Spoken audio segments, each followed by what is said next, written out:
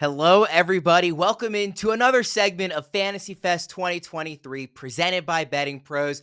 I am Ryan Wormley. I have the distinct pleasure of not having to talk to DeeBo or Erickson or Joe or Fitz or the guys I talk to all the time, but instead I get to chat with two of the smartest guests in the industry. I would say two of the smartest guests on our entire slate of Fantasy Fest 2023 is Paul Charchian from GuillotineLeagues.com and Scott Pianowski from Yahoo Sports. Guys, we have a jam-packed show. We are going to be taking a little bit of the pessimistic angle, I guess, about some of the worst fantasy draft value picks you can make this season. It's not necessarily the biggest busts. There might be some of that element, mixed in here, of course, but it's guys that we may or may not like. We just don't like where they're going in ADP. Before we jump in, I do want to mention to all the listeners, if you want a chance to win a glorious 36-inch fantasy championship trophy for your league, courtesy of our good friends at Trophy Smack, the #1 destination for epic fantasy tournament trophies, you need to subscribe to the Fantasy Pros YouTube channel right now. Drop a comment below on this video, and that's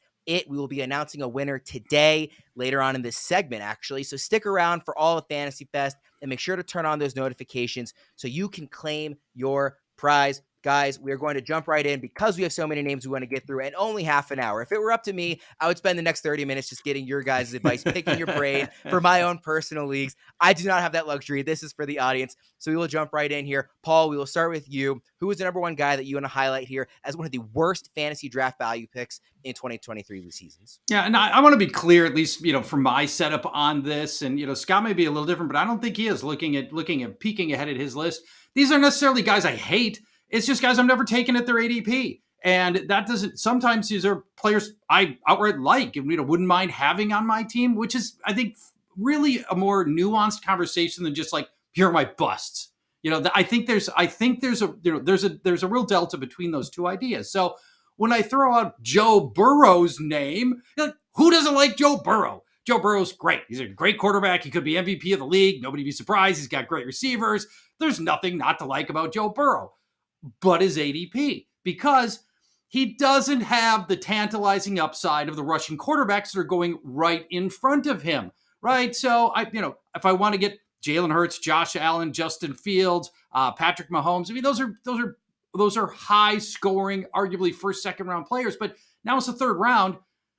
I can get 80% of Joe Burrow's passing out of Kirk Cousins 8 rounds later. So I don't have any shares of Joe Burrow across all of my leagues because to me, that's the quarterback dead zone. I don't get the big, beefy upside of the rushing quarterbacks, even though I love him. And I feel like at that point I'm in slough mode, and I'm waiting for Geno Smith and Kirk Cousins and Daniel Jones, and so love the quarterback, don't love the ADP, Joe Burrow. Is there any element of the calf injury question mark in there? I mean, obviously he's returned to practice. It's not that serious, it doesn't seem. Is that weighing in at all for you? Only a tiny bit. And in the guillotine format where I could get cut for the season in week 1, that is factoring in. I've knocked him down a couple of spots on my guillotine specific cheat sheet, but otherwise not really. We're going to assume that, within a week or two, he'll be okay. Yeah, Scott, we've got another QB later on down the list in a lower tier to talk about later in the segment. But I want to ask you, also, Scott, in this tier, Lamar Jackson is at the top of tier 2 in the expert consensus rankings. I'm not including him because I think most people have him as QB4. But of Burrow, Fields, Herbert, and Lawrence, who are the other 4 guys in tier 2, do you agree with Paul here that Burrow should not be going ahead of those other 3, or at least the first 2?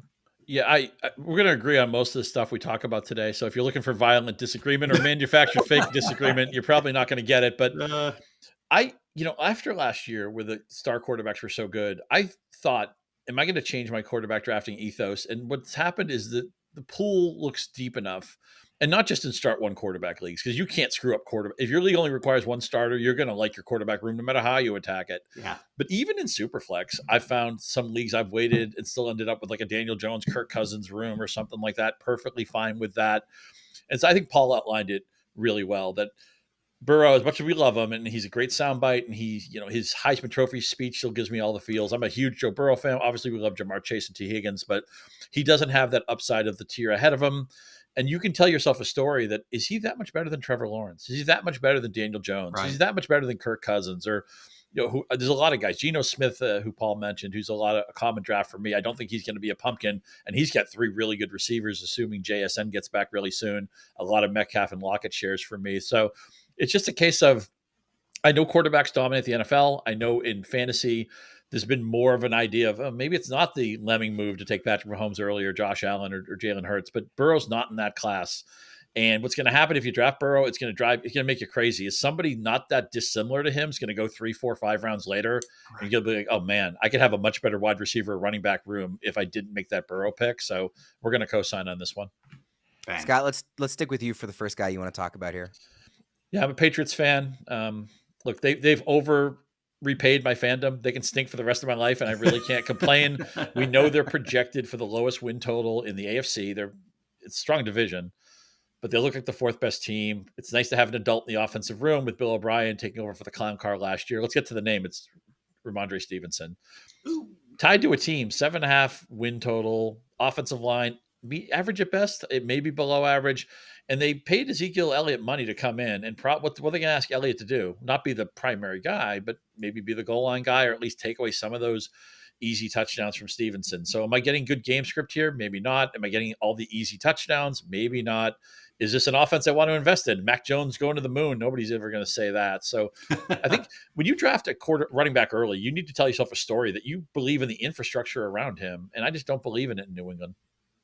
Yeah, the interesting thing with Stevenson is we have this long history of Bill Belichick like ruining, fantasy backfields for people. But Zeke is the only other running back on the depth chart currently, unless there's been a last-second breaking news item that I missed. Does that change your opinion at all, Scott? The fact that there aren't other guys for Belichick to go to? Well, let me say a couple of things on that. One, I think the idea that, oh no, Patriot running back, they're going to ruin your life. I think that's grossly overplayed. I mean, LeGarrette Blount had an 18 touchdown season here. James White was a top 10 PPR back not that long ago. And of course, Belichick isn't calling the plays anyway.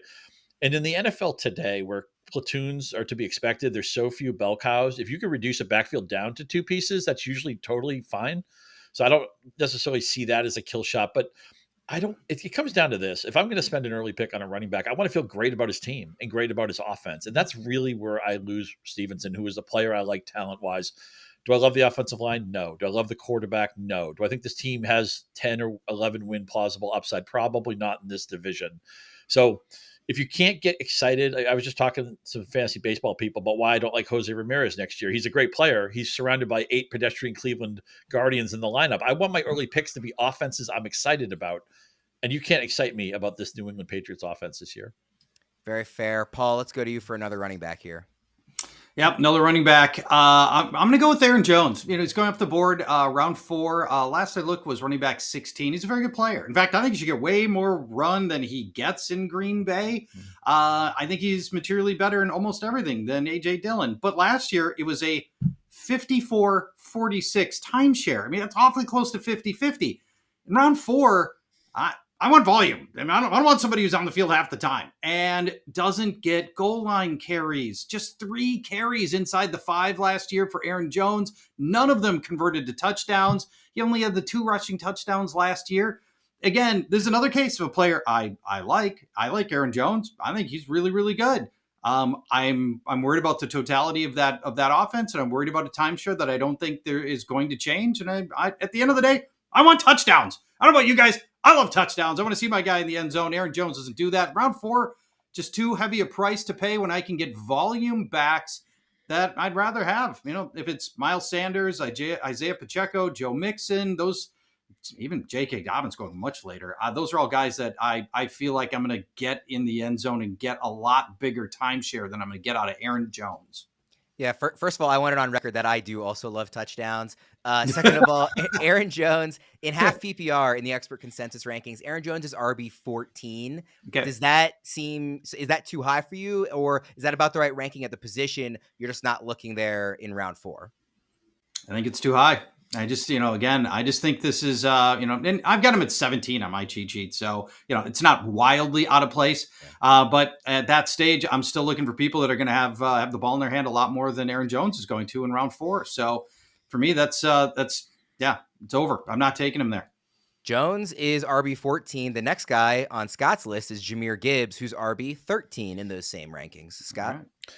Yeah, I'll also just tag on to that last discussion that Mixon's ADP is about 3 spots different than Jones on Yahoo, and I would take Mixon every time. Mixon's kind of a boring pick, but Yes. no competition for the ball. He'll fall into the end zone 10 times by accident with Cincinnati. So we don't hate you, Queen City. I know we gave you some shade on Burrow, but we'll give you the green light on Mixon. Look, Detroit, we've seen this story before, right? Exciting slasher between the 20s. Somebody paid to score all the short touchdowns. Last year, the names are different. This year, it's Montgomery and Gibbs who are going to do that. I don't see that. Obviously, the offensive coordinator hasn't changed. We know the offensive line is a +5 unit, and Jared Goff is a guy. If you protect him, he's actually pretty competent at quarterback. But I think we're going to see people would always bellyache. Why don't the Lions like DeAndre Swift? Why is he getting more touches? And I realize the previous regime drafted Swift, so that was part of it. But I think it's going to be a timeshare where it's like, oh, what a great drive by Gibbs, and here's David Montgomery coming in to score the 2-yard touchdown. I just think his upside is capped as a first-round pick, and should running backs even go in the first round unless they're Bijan Robinson? I think probably not. I just don't see how, unless Montgomery gets hurt, and even Montgomery gets hurt, Gibbs is just too small to handle a bell cow workload. I think he would be spelled by somebody else anyway. So I'm seeing a capped upside for a guy who goes at a range where I want to dream of a high upside. I want to think this guy could be a top 5 running back. I don't think that's a reasonable range of outcomes for Gibbs as a rookie. Can I jump in on that for just a second? Is there anybody here? And I'm looking. I just pulled up the FantasyPros PPR ADP. Is there anybody here that would take Gibbs at 14 over Montgomery as RB 31? Not me. To me, it's Montgomery every day. Yeah. This is another part of my fantasy ethos is that a lot of times, and we'll get to it in Washington in a second with the receivers, where if you see the second player on the depth chart or the fantasy depth chart is much more appealing to you at ADP, I want to wait around. Another problem with drafting Gibbs is that I would never want to draft Montgomery. It wouldn't make sense from the roster build. So Montgomery's screaming value is another reason not to draft Gibbs. Yeah, I wanted to just quickly get your opinion in general on rookies, Scott, because Gibbs is the only rookie we're talking about. I know you tend to be more of the safer, maybe more conservative drafter in terms of you want to see it from these guys first. Bijan Robinson, different scenario, obviously generational prospect. Yeah. But in general, do you find yourself usually not taking these rookies this season? It's case by case. I don't think it's as good of a receiver class as some of the other recent classes that we've seen. And I've tried to, in the last 5 or 10 years, I've really tried to skew younger. A lot of my fantasy baseball ethos was these boring veterans, these Raul Bunya's all-stars, you guys who are really good when they're 32 or 33.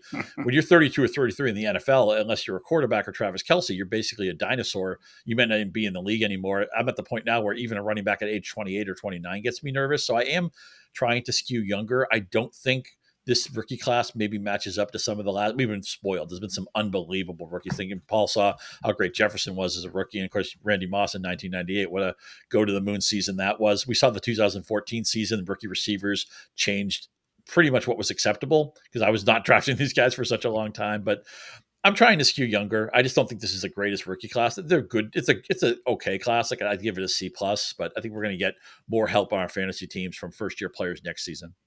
Yeah, I remember when I was in high school first playing fantasy and reading third-year wide receivers, the breakout, and now ever since that 2014 class, just not what you can wait on anymore. Paul, let's go to you for your next player here.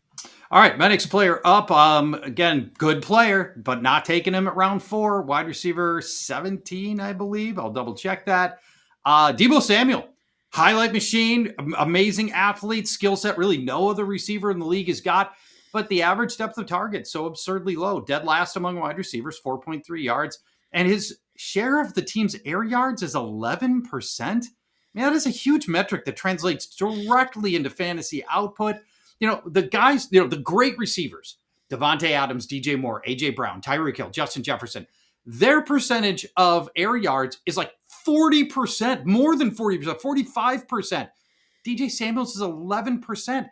You have to be unbelievably special to turn these 4-yard catches into fantasy gold. And sure, PPR helps, and we're going to get a point on every one of those. But at the end of the day, I need downfield passing in the 4th round. I need somebody who can get under, cradle a ball on a deep pass. And that's just not how they've ever used DeeBo Samuel. And I don't think that's going to change. And so I'm out on DeeBo Samuel, where he's going right now. Wide receiver, as I'm looking here, FantasyPros PPR, wide receiver 16. Paul, I know you also fade. Your next fade is George Kittle. We're trying to maybe skip a little time here to get everything in the 30 minutes. Is any of your Samuel fade tied to Kittle? And I also want to point out with DeeBo, I think if you draft him, you need him to get a lot of rushing production. And that's something I never want to bet on with a run. I know DeeBo a couple of years ago broke the game with running, but that's something I'm uncomfortable needing that from one of my priority picks. That's such a great point, Scott. And that really is, I mean, and, now that they've got, now that we have effectively two good running backs there, you get the feeling that DeeBo was sort of pressed into that role a couple of years ago. We didn't see it last year. So yeah, I don't think I don't think it's sustainable or reliable. Scott, you read my mind on jumping ahead to Kittle, so I appreciate you doing that. Always nice when the host gets a little help on time. Let's go to your number 3 player here, Scott. Yeah, this is pretty simple. Breece Hall, the Jets, you can't listen to everything teams say, but you listen to what they do. And they gave a big contract to Dalvin Cook, which means that he's going to get a lot of work. And we were talking, Paul and I were talking earlier before the segment started. I'm doing my first guillotine league this year, and Paul was imparting on me that you want to really play for September and try to be good out of the gate. And that's kind of my fantasy ethos anyway. I think Breece Hall is going to be a wait for it guy. Maybe he eventually takes over this backfield, but I want a fast start. Where the guillotine league, I want to literally save my neck. But even in managed seasonal leagues, right? I want the leverage you get from being 4-1, and then you shape your roster the way you want it. You can make moves because you want to do them, not because they're born out of desperation. Maybe I don't have to cut my whole team because a bye week stacks up poorly for me. So I'm a win September guy, and Breece Hall is not a win September pick. Well, I want to just actually jump right into your next player then too, Scott, because Terry McLaurin also dealing with injury questions after suffering the toe injury, in the game against the Ravens. So is he somebody that is also very largely injury driven? Or you also referenced earlier having that second player lower in ADP that you like better, in this case, Jahan Dotson, is that kind of weighing in more than the injury? It's more about Dotson. I think Dotson, McLaurin, I'm not sure who the best receiver is here, right? I mean, look, Ohio State has given us so many great receivers to the point that Jameson Williams had to leave Ohio State to get playing time at Alabama. Right. Think about that. You're going to have a ball with Marvin Harrison Jr. in a year or two. But, Olave and Wilson and all these great guys. And McLaurin, obviously, terrific player. But I think Dotson has a better touchdown profile. And it was one of the reasons you love drafting early is you were getting Dotson 4 or 5 rounds after McLaurin earlier this year. That's gone now. It wouldn't even be unheard of now for Dotson to go ahead of McLaurin, but I'm not sure. That's me. I'm that guy. It's killing me. I've written so much about Dotson that I know in my home leagues that are going to come, people are just going to, they're going to bring up his name and look right at me. And I know what they're doing. So I'm glad I already have a lot of Dotson shares because I may be locked out when the price gets a little bit silly, but I think he's their best receiver. And the fact that, turf toe too with McLaurin, that we know that's an injury that can bother you for the rest of the season. So don't draft Terry McLaurin in part because you want to draft Jahan Dotson. And if you need to jump around on Dotson or maybe elbow somebody in a salary cap league, I will sign off on that as well. We have been talking about this amazing fantasy championship trophy all day long here on Fantasy Fest, and it is time to give away that trophy. The very lucky winner. Congratulations to Ben McNeil. Thank you for tuning in. Thank you for everybody for watching, of course, all day. We're not done yet, but congratulations to Ben on winning that trophy from Trophy Smack. It is something that I wish I had in all of my leagues to be able to award to the winner there. So congrats again to Ben. Paul, we've already talked about one quarterback here. Let's get to the other guy we want to talk about, and it's a guy that has a pretty wide range of outcomes this season, if you ask me. Yeah, see, I don't think so. I think Deshaun Watson's upper end isn't nearly where he's being drafted. Quarterback 9 off the board to me. This is the player. Early on, I was saying, guys we like, but we, many cases, guys we like, but we can't justify their ADP. I don't want anything to do. I don't like him. I think there's so much wrong with Deshaun Watson here. The fact that he's quarterback 9 to me is staggering. There is not enough value baked into that ADP to offset the troubling 6 games that he played for Cleveland last year when he did nothing the whole year away from the game. Yeah, Deshaun Watson was a great fantasy producer in 2018, 2019, 2020. That is a long time ago. This is his 7th year. What if Deshaun Watson's not a runner anymore? He only averaged 4 designed runs per game under Kevin Stefanski, who has no history of working with a mobile running quarterback, using a quarterback that way, optimizing a quarterback that way. And if Deshaun Watson's not going to be the running threat he was back in his heyday, and all I get is his arm, I got Derek Carr. I got a guy who's throwing for 26 touchdowns a season. I can find that at the 7-Eleven. I don't need that in the 9. I don't need that from quarterback 9. This is somebody I can get. I can get those numbers much, much later. To add in the fact that his preseason, by all accounts, training camp has not looked good. There's just so many reasons to avoid Deshaun Watson for me. not touching him anywhere near quarterback 9. Yeah, Scott, I definitely want to get your opinion on Watson here too. And this is a guy that we've talked about basically all summer, with the Fantasy Pros analysts. And something that they've said a lot has been, elite players don't forget how to be elite. But there are a lot of question marks. I'm a little more, I guess, optimistic on the high end possibility of the ceiling season here from Deshaun than it sounds like Paul is. But I am very nervous about that actually, coming to fruition. What do you make of him, for this season specifically, Scott? Yeah, a big thing is, what do you take from the preseason? And when teams are continuity teams, I really don't care that much. Patrick Mahomes, whatever he did, wouldn't affect me as long as he wasn't hurt. I wanted to see something from Denver this summer. I wanted to see something from Cleveland this summer, and I didn't see it. I saw, again, I talk what matters when teams speak. When they give you all the happy news, I kind of filter that a little bit. When they tell you something bad, like Deshaun Watson hasn't played well this summer, I take that to heart. Mm-hmm. He's being drafted like he's already made a comeback, and that makes me very nervous. And now, I think fading Watson again. I think the quarterback's deep. I think you're going to find quarterbacks you really feel good about. So don't talk yourself into quarterback. You don't have to. The bunch of guys you want to draft anyway, draft those guys. And also, Amari Cooper's good. Can he drag you to greatness? I mean, whatever you think of Kirk Cousins, I know this. Sometimes he's going to throw a slant pass at Justin Jefferson. Jefferson's going to house it. I want if I'm not sold on the quarterback, I get to at least feel like, I don't know how good Geno Smith really is. I do think he's actually kind of underrated, but he's going to get dragged by Metcalf and Lockett and JSN. I don't feel the same way about Cleveland's support cast, even though I do love Nick Chubb. And I think he could catch 50 passes if they'd sign off on that. They'd never seem to. My next pick, it ties into this theme a little bit with Watson looking so rusty last year. And this is the pick I'm the most nervous about because a lot of people I respect are in on Calvin Ridley. And he's young enough. It's an age 29 season. I guess he hasn't turned 29 until after Thanksgiving, but football's hard. The last time he was wide receiver 4, man, look at the guys who were top 20 players. James Robinson, nobody wants anymore. Alvin Kamara was like running back 2 or 3, and I'll get to him in a minute, but football's hard. And I think Jacksonville's supporting cast I know they want Ridley to be their number 1. I get it. I know Ridley didn't come off the field pretty much in preseason, but what did you expect? When you have a guy who hasn't been playing football, you give him reps in the preseason. Yeah. It would have been surprising if he wasn't playing because he needs time with Trevor Lawrence.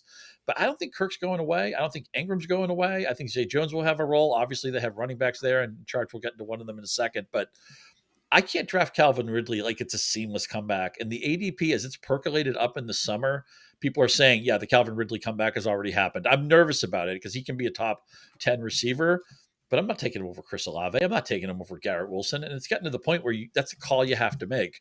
For me, I'm going to sit it out. If he comes back and beats me, I'll tip my cap. Yeah, I'm really glad you mentioned that the ADP has risen during the offseason because early on, it was like when he was kind of sitting there in like that round 4 range, to me, that was kind of a smash pick. I was really excited about that. And then he's gotten to round 3. It's like, well, now it becomes a little more nervous. Like, am I really, buying all the way in that he's not going to have the kind of rust we've seen for some of these other guys? And like you mentioned, the next guy on the list here is Travis Etienne for Paul. So another Jaguars guy. Now, Paul, in general, are you kind of fading the offense as a whole, or is it specifically Etienne for you? No, it's him specifically. And it's not that he's not a good player, but running back 12, pick 31 in PPR, that's way too early for somebody I think is in a near even timeshare at some point and maybe sooner than later. Tank Bigsby, arguably the best preseason out of any rookie running back. He's looked fantastic. We know he can catch. Travis Etienne just averaged 2 catches for 18 yards last year. At the goal line, he only converted 3 carries inside the 5 out of 13 attempts into touchdowns. Not necessarily a goal line guy. Tank Bigsby is. He can catch. He's got soft hands. He's probably going to get goal line work. We don't know for sure, but he projects to be a better goal line guy. So now, am I running back 12? I got somebody who's not catching and not getting touchdowns. All I'm getting is yards. That doesn't work for running back 12. And Travis Etienne, for me, I think I'm a Tank Bigsby believer. I think this guy's a legitimate talent. And at the end of the day, I don't think Travis Etienne's so good that he's going to keep Tank Bigsby off the field. Just quickly, Paul, kind of going back to Ridley for a second. You said you are in on the offense in general. It's just specifically Etienne. You're not. Are you a Ridley guy where he's going this year? I love what Scott's doing because he's about the only person I've heard show any level of caution on Ridley. And Christian Kirk was legitimately good. Finished, depending on your scoring system, between wide receiver 9 and 12 last year. That's not fluke. That's legitimate. That's a legitimate role in an offense that has the continuity, the same coaching staff, the same quarterback. I had been kind of in on Ridley. Scott's cooled me a little bit. I think he made some really salient points here. Scott, let's stick with you for the last name on the list here. It is another running back. It is. And also, Charge said everything I would have said about Travis Etienne. All right. You really need those high-value touches, which are the catches and the goal line work. Yeah. We don't know he'll have them. The only thing Bigsby did do wrong this summer is he did have a fumble, and we know how coaches hate that. But they drafted Bigsby envisioning him for a major role right away. I think he gets it. Etienne's at least a round overpriced. So Alvin Kamara, I talked about him trying to skew a little bit younger, steps into an age 28 season, has not looked explosive the last 2 years. When he was drafted, into a Sean Payton offense, into a Drew Brees offense, into an offensive line that was almost always a top 5 offensive line. What's he got now? No Payton, no Brees, and he's not going to get the short touchdowns. He hasn't gotten them the last 2 years. They brought in Jamal Williams. He'll be the hammer. You miss 3 games with Kamara. And I hear what people say, well, my roster will never be as fortified as it is in weeks 1, 2, and 3. And that is true. But I want to get off to a fast start. He's just going to block me from – I have to put a roster spot to Kamara. I'll say Kamara too. I'll get his name wrong half the time. I'm just going to accept that up front. I can't seem to say Kamara all the time, but Kamara, whatever. Tomato. I think his mother even pronounces it differently than Alvin does. So I think he said both goes. Yeah. Right. Yes, they both go. He pronounces it differently than his own mom does. So there you go. so there you go. If it's good enough for the mother of the family, it's good enough for me. But I'm trying to skew younger. I'd rather be a year early than a year late. The infrastructure isn't what it used to be. I haven't seen the explosiveness the last couple of years. I realize, again, a lot of New Orleans beat writers are saying he looks explosive, but I have a theory with skill players. It's called a cheese theory, that once the cheese goes bad on a player, like once the cheese went bad on Allen Robinson, I'm not going to bet on the cheese going good again. Mm-hmm. I'm not sure if the cheese has gone bad on Alvin Kamara, but it's certainly got a whiff to it because he hasn't been the same guy the last 2 years. And again, when they get first and goal at the 3, I think it's Taysom Hill time. I think it's Jamal Williams time. So Alvin Kamara has not been a proactive pick for me all summer. Yeah, Paul, what do you think about Kamara? I agree with everything you just said. RB20, man, I mean, that is a stiff price to pay when I can get volume backs like James Conner, Cam Akers. After that, Alexander Mattison, volume backs that have sure roles at the goal line. That's, I couldn't agree more with everything Scott said. And I hate the slow start in part because this, you come wobbly out of the gate at 1-3, and now you're like, all right, you're almost in panic mode already. Yes, you get Kamara back, but is that going to be your automatic solve? Maybe not. And you don't have the leverage to make good moves, make trades. It's just such a bummer. I agree with everything Scott said. He's so smart. I appreciate it. Hey, Charch, I know we're running out of time, but you're close to the Minnesota Vikings, obviously, and Madison's kind of a polarizing player. Yes. Really, really quick. Give us a Mattison take. All right, your Mattison. Well, here's what you need to know. The guy behind him, Ty Chandler, is legitimately good. We'll have a third down role beginning as early as week 1. I'm very confident about. And Madison's just a guy. The offense is going to be very high powered, and it may mask some of Madison's deficiencies for a while. I think at some point in this season, Ty Chandler really presses him for significant carries.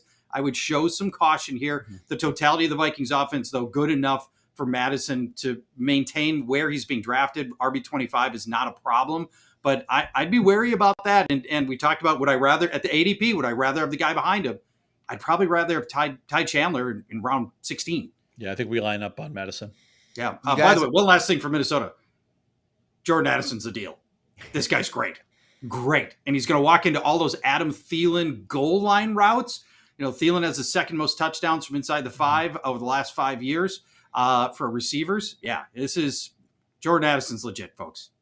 It's been, like I said, a relatively pessimistic segment here, so I'm glad we got to end on a very optimistic note and actually hype up a player rather than telling you why you shouldn't draft these guys. So go get Jahan Dotson. Draft Jahan Dotson. Yes. That's all segment is about Jahan Dotson. Yes. Draft Jahan Dotson. And some Sam Howell. Give me some Sam Howell while you're at it. Yeah, super flex for sure. You guys are such pros. We got through even more than the 12 names we've planned. I really appreciate you guys giving us the time. I will be sure I'll just DM you guys offline all of my own personal questions that I wanted to ask instead during this segment. Before we get out of here and move on to the next segment, I do just want to mention, please, everybody, use Draft Wizard. It is the greatest thing that we have here at the entire company, even better than any of our content, I would say. I think our tools are incredible. Draft Wizard is awesome. And the best tool that we have on Draft Wizard is Draft Intel. It is, I think, one of the coolest tools in the entire industry. It allows you to see the history of how all the guys in your leagues that you plan year after year draft. You can use it during your actual live draft with Draft Assistant. It syncs up with your league perfectly. It will tell you, hey, you know what? This guy, he always takes a quarterback early. So if you want to get one and he's drafting after you, you got to take him now. All that sort of stuff throughout the draft. It's awesome. This is Fantasy Fest 2023. Trying to get out of here. Presented by Betting Pros. Thank you, everybody, for tuning in. And move on to the next segment, which is Joe, Tara Roberts, and Justin Boone talking about some wide receiver threes with wide receiver one potential.